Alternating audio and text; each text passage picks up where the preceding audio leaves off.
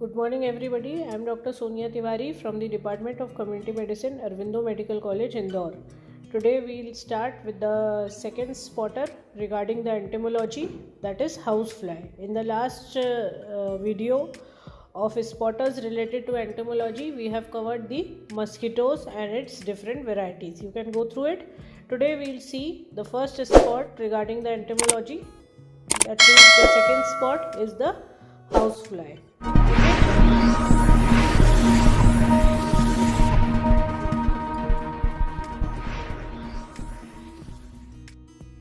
So first question often asked is identification feature of the housefly.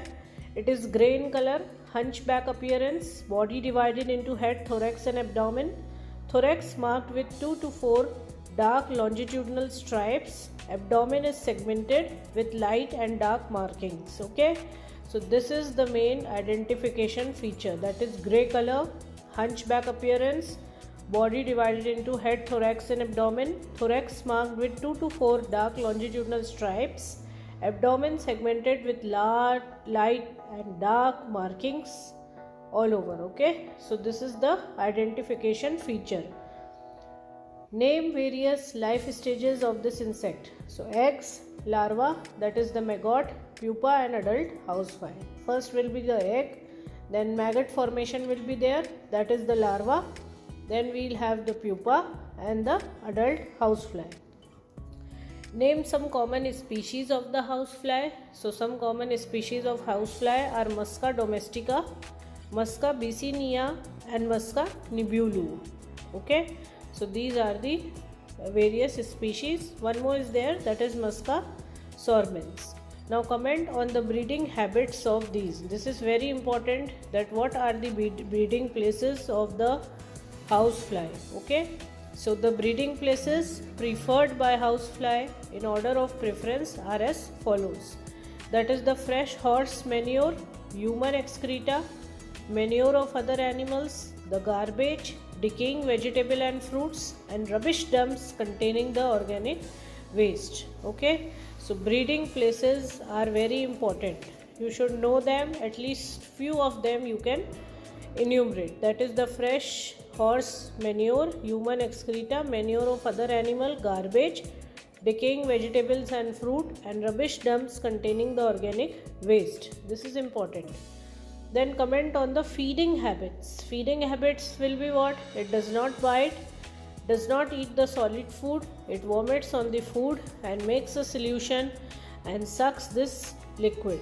It vomits and defecates constantly during the feeding. Okay, so it does not bite, does not eat solid food, it vomits on the food and makes a solution and sucks this solution, and it also vomits and defecates constantly during the feeding. So this is the feeding habits. Then which diseases are transmitted by this? So diseases you can enumerate, n number of diseases are there, like typhoid, paratyphoid fever, diarrhea, dysentery, cholera, amoebiasis, helminthiasis, poliomyelitis, conjunctivitis, trachoma, anthrax and yaws. Okay, I think cholera, diarrhea, typhoid, paratyphoid fever, dysentery, all this we know that this is transmitted by the housefly.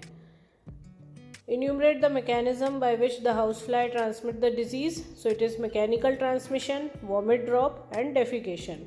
Then in control measures, environmental control, chemical control, fly papers and the protection. Environmental control will include eliminating breeding places, storing the kitchen waste and the garbage in the bins with tight lid fits.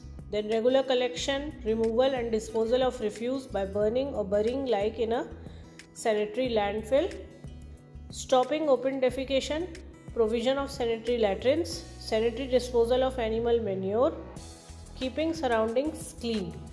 These are the environmental control measures. Then chemical control, we have the insecticides, residual sprays, bats containing diazinon, malathion, etc.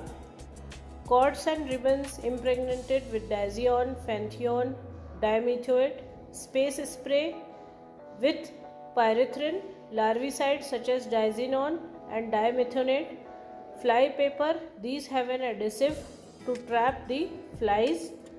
Then protection, screening of establishment and houses, health education regarding the hazards of housefly.